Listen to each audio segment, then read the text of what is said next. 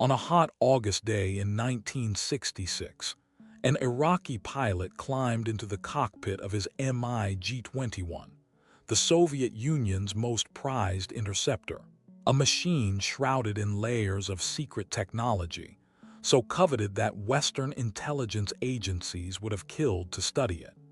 He ran through his pre-flight checks, unaware that in a few hours he would land this aircraft on Israeli soil, defecting with the crown jewel of Soviet aviation engineering. This hijacking would trigger a crisis in Moscow, shift the balance of air power in the Middle East, and lay bare secrets the Kremlin considered sacrosanct. This is the story of how Israel stole what was deemed unstealable. The MiG-21 was more than just another fighter jet. Entering service in 1959, it embodied Soviet engineering philosophy in its purest form: light, fast, and lethal. Western air forces watched with growing alarm as these delta-winged interceptors proliferated across Warsaw-packed nations, replacing obsolete designs with a machine capable of challenging anything NATO could field. Intelligence agencies frantically gathered scraps of information.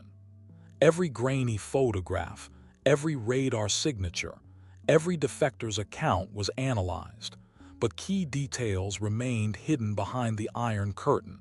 The aircraft emerged from the design bureau of Mikoyan and Gurevich, the same institution that produced the formidable MiG-15 and MiG-17. Engineers worked under intense pressure to create an interceptor capable of reaching high altitudes at supersonic speeds, designed specifically to counter American bombers threatening Soviet territory. What they delivered exceeded expectations. The MiG-21 could climb faster than almost any Western fighter, reach speeds over Mach 2, and operate from rough airstrips. Soviet secrecy surrounding the program was absolute. Western agencies knew the plane existed, but satellite and spy plane photos revealed little about its performance, weapons systems, or tactical use. Defectors provided fragments of information, yet none had direct access to its specifications. The Soviet Union guarded this technology as zealously as it protected its nuclear secrets. By the mid-1960s, MiG-21s had spread beyond Soviet borders. Egypt, Syria, and Iraq received them as Moscow expanded its influence in the Middle East. For Israel, these aircraft represented an existential threat. The Six-Day War was still a year away, but Israeli strategists knew any future conflict would require air superiority. Their pilots flew French Mirages and aging Misters, but these machines remained untested in real combat against the MiG-21. Israeli intelligence analysts pored over the scant information available. They studied blurred photographs, analyzed radar reports noting the MiG's speed and climb rate, debriefed pilots who had glimpsed the aircraft during border incidents. Yet all this data was second-hand. Without hands-on access, Israeli planners faced a dangerous blind spot that could cost them the next war. The situation grew more urgent as Arab air forces intensively trained with their Soviet hardware. Egyptian and Syrian pilots logged hundreds of hours in MiG-21s, learning to exploit the aircraft's strengths, while Soviet advisors honed their tactics. Intelligence suggested Arab air forces were growing increasingly combat-ready. The balance of power was shifting, and time was running out.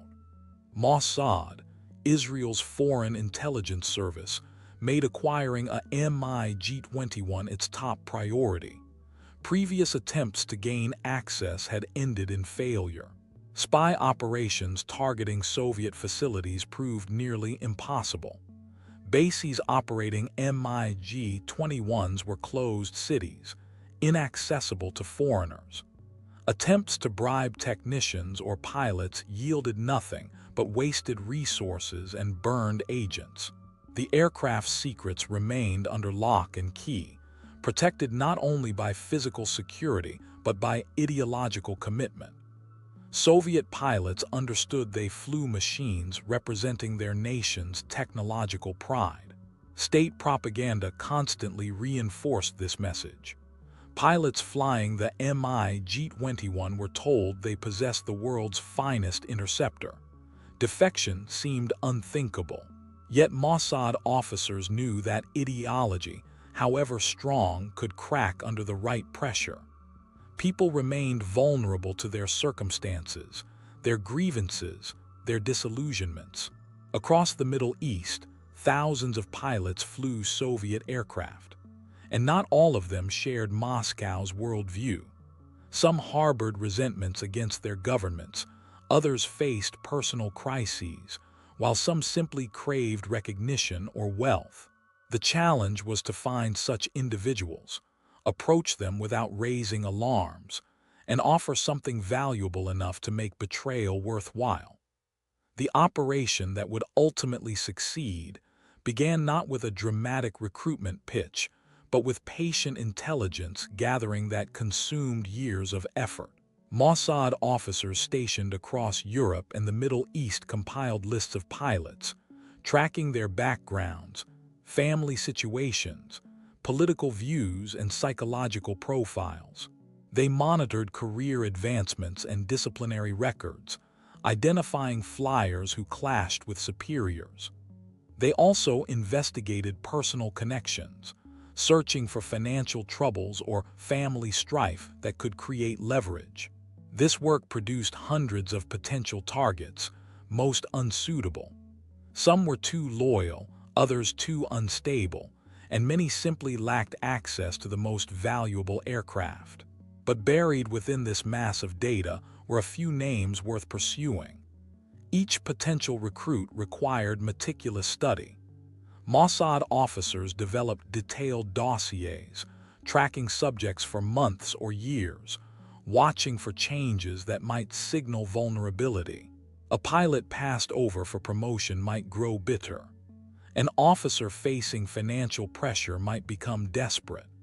These human dramas, playing out far from Israel, represented opportunities that skilled intelligence officers could exploit. The target selection process also required understanding technical needs. Not every pilot with access to a MiG-21 was equally valuable. Israel needed someone who flew the aircraft regularly, understood its systems intimately, and could deliver it intact. This meant focusing on experienced pilots stationed at bases within potential range of Israeli territory, and assessing the flying skills needed for a dangerous cross-border flight. By early 1965, Mossad had narrowed its focus to a handful of prime candidates. The process of moving from observation to approach demanded extreme caution. A premature or clumsy recruitment attempt could not only fail but alert Arab security services. The officers running this operation understood they likely had only one chance, and everything depended on choosing the right target. Munir Redfa was not an obvious candidate for defection. Born in 1934 into an Assyrian Christian family in northern Iraq, he navigated the complexities of Iraqi society carefully. Religious minorities in Iraq faced discrimination, but Redfa possessed a talent that transcended such barriers. He excelled in flight training, earning respect from instructors and peers. By the early 1960s, he had become one of Iraq's most skilled pilots, trusted to fly the country's most advanced aircraft. Yet beneath this successful exterior, Redfa carried resentments that festered over time. Despite his abilities, he watched less capable pilots from privileged backgrounds receive promotions denied to him. The Iraqi Air Force, like much of the country's military, favored Sunni Muslims from prominent families. Christians, however skilled, remained second-class officers. Redfa swallowed these insults, but each one deepened his frustration. His personal life added another layer of complexity. Redfa fell in love with a woman whose family disapproved of the union, citing both religious and social differences. The rejection stung, amplifying his feeling of being an outsider in his own country. He began to question whether Iraq offered him any real future. These personal grievances, seemingly minor individually, created a psychological vulnerability that Mossad would ultimately exploit. Israeli intelligence first identified Redfa during routine monitoring of Iraqi military communications. His name appeared in reports assessing pilot capabilities, always with high marks for technical skill. Further investigation revealed his Christian background and the discrimination he faced. Mossad officers recognized the potential, but approaching a serving Iraqi Air Force pilot required extreme caution. The approach was made through an intermediary, a businessman with connections to both Israeli intelligence and Iraqi society. This man made contact with Redfa during a casual encounter at a social function in Baghdad. He engaged him in conversation that seemed innocuous, but carefully probed his views and frustrations. Over subsequent months, the relationship deepened through additional meetings, each allowing Redfa to voice his grievances more openly. The businessman never directly mentioned Israel or defection, instead listening and occasionally asking questions that prompted Redfa to imagine an alternative future. By early 1966, Mossad believed Redfa might be receptive to a direct offer. An officer traveling under diplomatic cover met with him privately, revealing Israel's interest in making a proposition.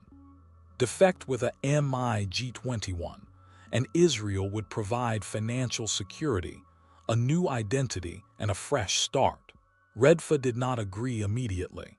He asked for time to consider, and Mossad gave it, understanding that rushing such a decision could backfire. Weeks passed before Redfa signaled his agreement, but only if Israel could guarantee the safety and evacuation of his family. This condition complicated everything. Evacuating the pilot and the plane was difficult enough. Extracting family members from Iraq exponentially increased operational risks. Yet Mossad understood that without this guarantee, Redfa would never commit. Plans began to take shape involving forged documents, meticulously timed journeys, and contingency arrangements. The operation now involved not just stealing an aircraft, but orchestrating a complex escape for multiple people. Planning an operation of this scale required coordination between multiple intelligence branches. Mossad took the lead, but military intelligence and Air Force strategists contributed technical expertise. The first problem was timing. Redfa needed an opportunity to fly solo without raising suspicion, ideally on a route that would bring him close to Israeli airspace. Iraqi Air Force protocols made this difficult. Most flights involved pairs or groups of aircraft. Redfa proposed a solution. He would volunteer for routine navigation training, citing a desire to improve his skills. Such exercises permitted solo flights within Iraqi airspace on predetermined routes. Redfa could plan a course that brought him close to the Jordanian border, then at the last moment deviate, flying low to avoid radar detection. Once over Jordan, he would climb and make a dash for Israel, hoping to reach Israeli airspace before Iraqi air defenses could scramble interceptors. Israeli strategists analyzed the proposed route, identifying numerous points where things could go wrong. Jordanian radar might detect the MiG Iraqi interceptors stationed at western bases could intercept it. A mechanical failure might force him to land in hostile territory. Even if everything went perfectly, Israeli air defenses might mistake him for an attacker and shoot him down. To mitigate these risks, Israel prepared multiple contingency plans. Israeli Air Force fighters would patrol near the border. Ready to intercept and escort the MIG-21 was given radio frequencies and specific phrases for identification. Ground radar operators received instructions to track any aircraft approaching from the east and withhold fire until positive identification. Airfields in northern Israel were placed on alert. Evacuating Redfa's family presented equally complex challenges. His wife and children could not simply board a commercial flight. Mossad arranged an overland journey for them, crossing the border into Iran on forged papers. From Iran, they would fly to Europe and then to Israel. Timing had to be perfect. If Redfa defected before his family reached safety, Iraqi authorities would arrest them as leverage. Communication between Redfa and his Mossad handlers relied on dead drops and coded messages. Each exchange carried risks, as Iraqi security services monitored foreigners. Redfa understood this, limiting contact to a minimum while maintaining his normal routine to avoid attention. By midsummer 1966, everything was in place. Redfa's family began their journey undercover. Israeli forces waited along the border, and Redfa received approval for his navigation exercise. The operation was now past the point of no return. Any delay risked exposure, and exposure meant failure, arrest, and possibly execution for Redfa. On August 16, 1966, Redfa arrived at his base before dawn. Performing pre-flight procedures with mechanical precision, he exchanged casual greetings with other pilots and ground crew, betraying no hint of what he intended to do. His MIG21, bearing the serial number 5721, stood on the flight line, fueled and armed. Redfa conducted his pre-flight inspection, ensuring everything appeared normal. In his mind, he rehearsed the route one final time.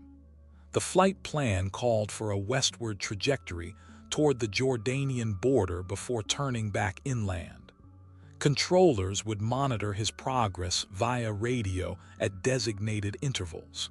Redfa planned to maintain routine communication until the last possible moment, then go silent as he broke from the planned route. This would buy him precious minutes. He climbed into the cockpit, secured his harness and helmet. The Tumansky engine roared to life with its distinctive whine. Redfa received takeoff clearance, pushed the throttle forward, and released the brakes. The MiG accelerated down the runway, lifting smoothly into the air. For the first 30 minutes, he flew exactly to plan, maintaining altitude and course, checking in with controllers on schedule. Redfa's heart rate increased as he approached the critical decision point. Every instinct screamed caution. Turning back now meant safety. Continuing meant potential death if anything went wrong. He checked his watch.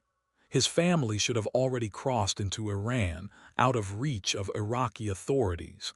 This thought steeled his resolve. He reached the turning point and instead of turning right, pushed the stick forward and dove. Altitude dropped rapidly as he descended to treetop level. Iraqi radar would now lose him, confused by ground clutter. Controllers in Baghdad began calling him. Their voices grew increasingly anxious.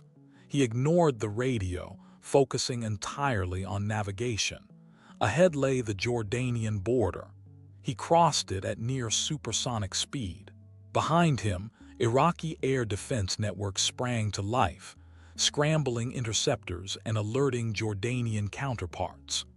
Redfa pulled back on the stick, climbing rapidly and turning north toward Israel. His fuel gauge showed levels dropping faster than he had hoped. The low-altitude dash had consumed reserves. If Israeli fighters did not find him soon, he might not have enough fuel to make it. He switched to the prearranged frequency, transmitting the code phrase identifying him as friendly. Israeli radar operators tracking the high-speed contact initially considered it hostile. Then Redfa's transmission came through and everything changed. Controllers frantically rushed to verify. Within seconds, confirmation arrived. This was the defector. Two Israeli Mirages, already airborne, altered course, racing to meet the MiG. Redfa spotted them first. He held course and speed, watching as they took up escort positions. One pilot gave a thumbs up. Redfa felt overwhelming relief. He had made it. Ahead lay Israeli airspace. Ramat David Air Base was cleared for landing. Fire trucks and emergency crews stood ready.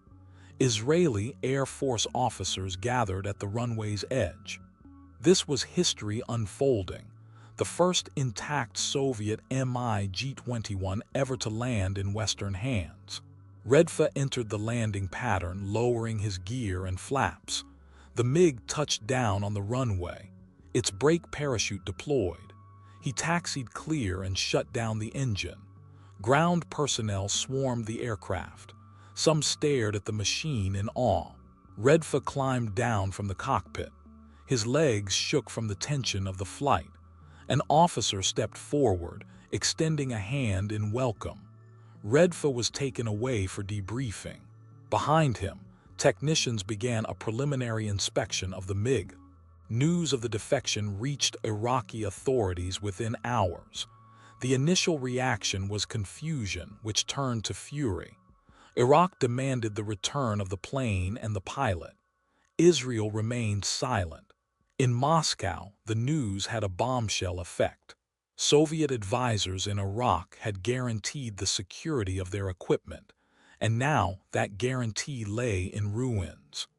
The Kremlin worried not just about one aircraft, but about what Israel could learn from it. Years of development had gone into the MiG-21. Now all those secrets were in enemy hands. Soviet engineers immediately began assessing what Israel might discover. They reviewed design specifications, identifying vulnerabilities. Orders went out to modify radar systems, countermeasures, and tactics used by Warsaw Pact pilots. Entire defensive doctrine built around the MiG-21 required revision, costing time and resources. Israeli and American engineers descended upon the captured MiG with scientific zeal.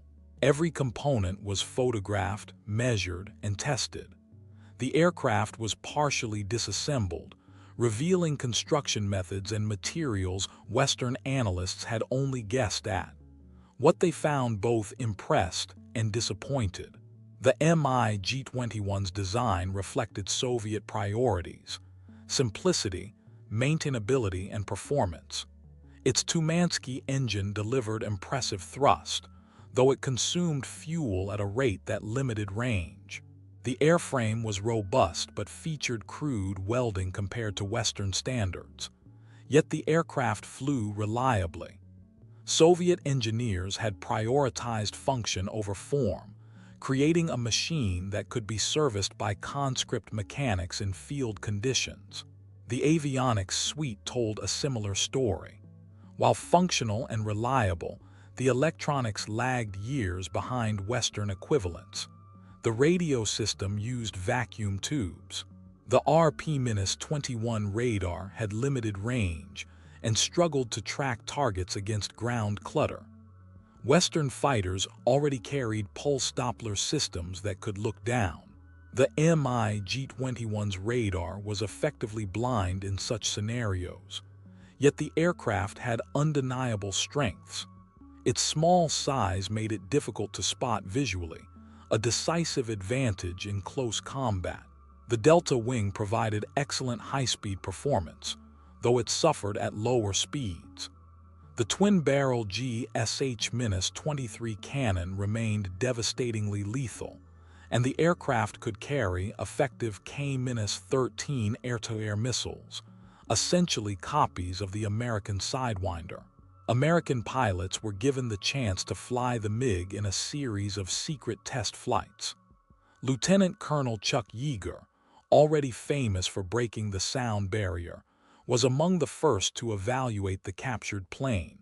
He reported that while the MiG handled crisply at high speeds and climbed like a homesick angel, it became sluggish in sustained turning fights. The Delta wing bled energy quickly in maneuvers. The cockpit layout annoyed Western pilots. Soviet designers had arranged instruments logically, but crammed them into a tight space. The canopy provided limited rearward visibility, a significant drawback in combat. Ergonomic issues suggested Soviet doctrine prioritized ground-controlled interception, where pilots relied on controllers. Engine management required careful attention. The R-11 engine could suffer compressor stalls if mishandled during rapid maneuvers. Pilots learned to avoid abrupt throttle movements.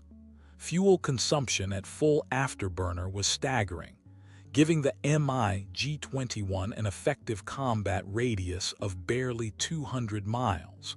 Fine for defensive interception, but problematic for offensive operations. Israeli pilots received extensive training on the captured MiG, studying its performance and limitations. This knowledge would prove critical during the Six-Day War less than a year later. Knowing the adversary's blind spots, the poor rear visibility, the tendency to lose energy in turns, the limited radar capabilities, allowed Israeli pilots to exploit them ruthlessly.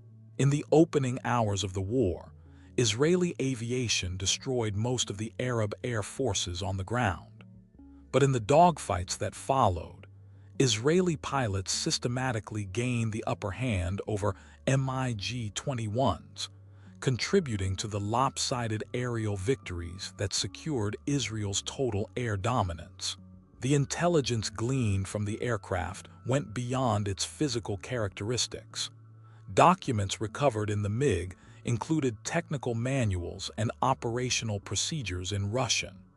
Translation teams worked around the clock.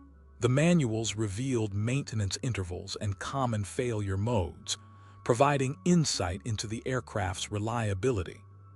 Operational documents outlined Soviet tactical doctrine, how MiG-21s were employed in pairs or foreships, how they coordinated with ground control intercept stations. Perhaps most valuable were insights into Soviet training methods. Procedures revealed a doctrine heavily reliant on ground control, with pilots following precise instructions from radar operators, showing little independent judgment. This approach made sense given the MiG-21's limited radar, but it also created vulnerabilities. Pilots trained to follow orders might struggle when communications were disrupted. Israeli and American air forces, which emphasized pilot initiative and adaptability, could exploit this rigidity. Western intelligence agencies shared information gathered from the captured MiG across NATO, improving the alliance's understanding of Soviet capabilities. Fighter pilots across Europe and America received briefings on the MiG-21's strengths and weaknesses. Aircraft designers studied the Soviet approach to engineering problems. The K-13 missile, for example, provided insight into Soviet infrared seeker technology, helping American engineers improve their own air-to-air missiles. The study process continued for months, with engineers uncovering new details the deeper they delved into the aircraft's systems. They tested the ejection seat, evaluated the gun sight, and examined every piece of equipment. Each finding added to a growing understanding of how the Soviet Union approached fighter design. Munir Redfa settled into his new life in Israel under an assumed name.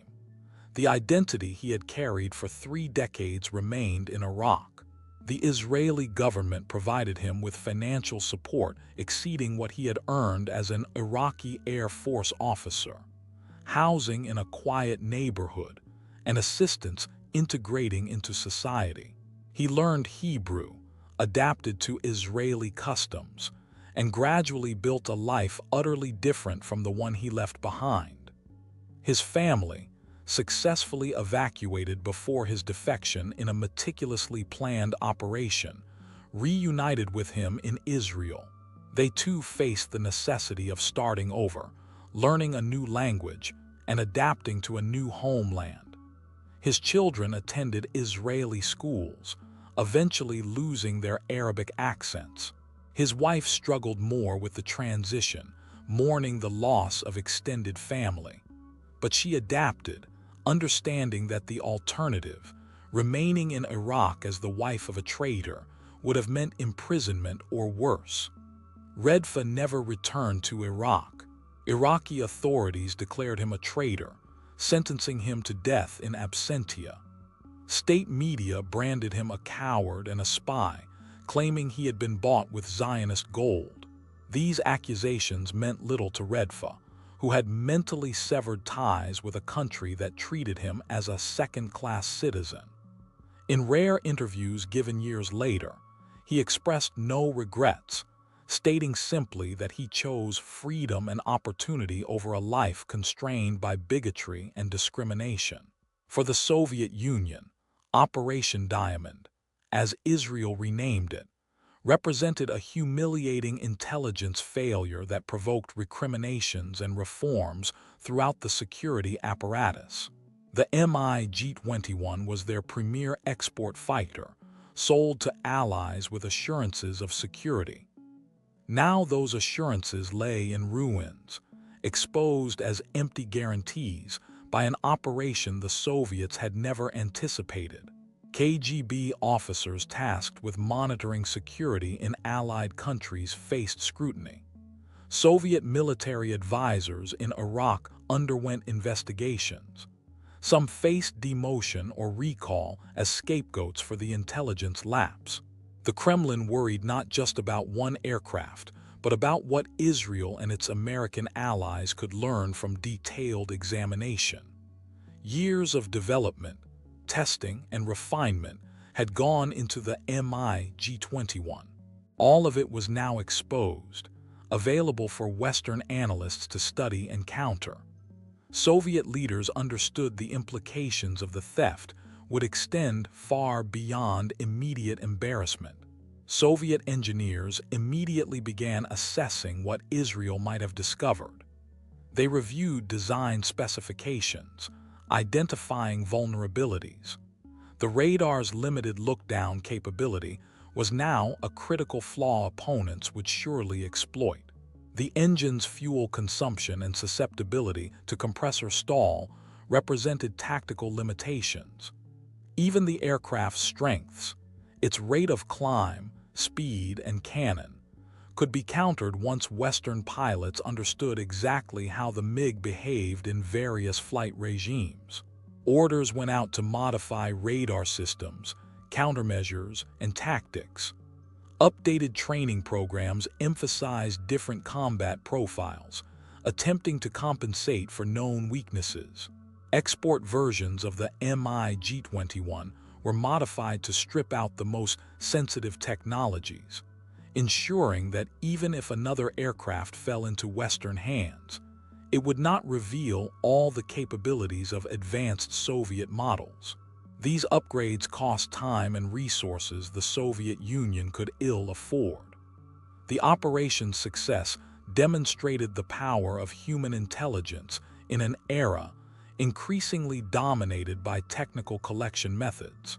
Satellites and signals intelligence could gather data, but acquiring an intact aircraft required convincing a person to betray their country, to risk everything for the promise of a better life. Mossad proved its ability to identify, recruit, and exfiltrate assets under extremely challenging conditions, executing a complex operation that demanded patience, precision, and courage from all involved. Western air forces incorporated lessons learned from studying the MiG into their training and tactics with startling speed. Within months of the hijacking, American pilots fighting in Vietnam received updated briefings on the MiG-21's capabilities and vulnerabilities. They learned to draw MiG-21s into maneuvering fights at lower speeds, where the delta wing became a liability. They understood the limitations of the aircraft's radar and exploited them by approaching from angles where detection was unlikely. They recognized the MiG's poor rear visibility and attacked from behind and below. These tactical adjustments contributed to improved air combat kill ratios. The stolen MiG-21 eventually found its way to the United States through quiet arrangements between Israeli and American intelligence agencies. It became part of secret programs evaluating Soviet aircraft, flying against various Western fighters in tightly controlled tests. American test pilots flew the MiG against F-4 Phantoms and other aircraft operating over Vietnam, generating data that served as the foundation for weapons development and tactical doctrine for years. The knowledge gained influenced everything from missile design to aircrew training. Iraq never recovered the aircraft or held Redfa accountable. The incident strained Iraq's relationship with the Soviet Union, which questioned Baghdad's ability to safeguard sensitive equipment. For years afterward, Soviet advisors exercised stricter oversight over military hardware supplied to Middle Eastern allies, insisting on controls that bred resentment among many Arab states. This created friction in relationships Moscow had carefully cultivated. Within Israel itself, Operation Diamond became legendary in intelligence circles. It was studied as a textbook example of successful recruitment and exfiltration. Training courses for new Mossad officers included detailed analysis of the operation, examining how officers identified the target, established initial contact, built trust over months of cultivation, and finally executed the defection under conditions allowing almost no margin for error. The operation demonstrated that even the most guarded systems could be compromised if the human factor was correctly exploited. Intelligence officers understood that technology alone could not protect secrets if the people with access to those secrets could be persuaded to betray them. The operation also cemented Mossad's reputation, sending adversaries a signal that Israel's reach extended far beyond its borders. Security services in Arab countries realized their officers, pilots, and scientists could be targets for recruitment. This psychological impact, while impossible to measure precisely, contributed to an atmosphere of suspicion and paranoia that at times paralyzed decision-making in Arab military and intelligence structures. The hijacking of the MiG-21 changed more than just tactical aviation. It sent a signal to the world about the capabilities and determination of Israeli intelligence. Nations possessing sensitive technologies realized that physical security alone could not protect their secrets. The weakest link was always the human one: the pilots, technicians, and officers who could be turned given the right circumstances. For Soviet military strategists, the incident prompted a fundamental reassessment of how they shared technology with allies. Export versions of aircraft began to include deliberately downgraded systems, ensuring that even if captured, they would not reveal the full capabilities of advanced models. This practice continued throughout the Cold War. The MiG-21 itself continued to fly in air forces worldwide for decades after Redfa's defection.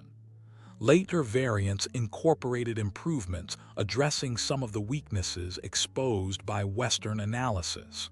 While the basic airframe remained recognizable, pilots flying against MiG-21s in Vietnam, India, and the Middle East benefited from knowledge gained during Operation Diamond.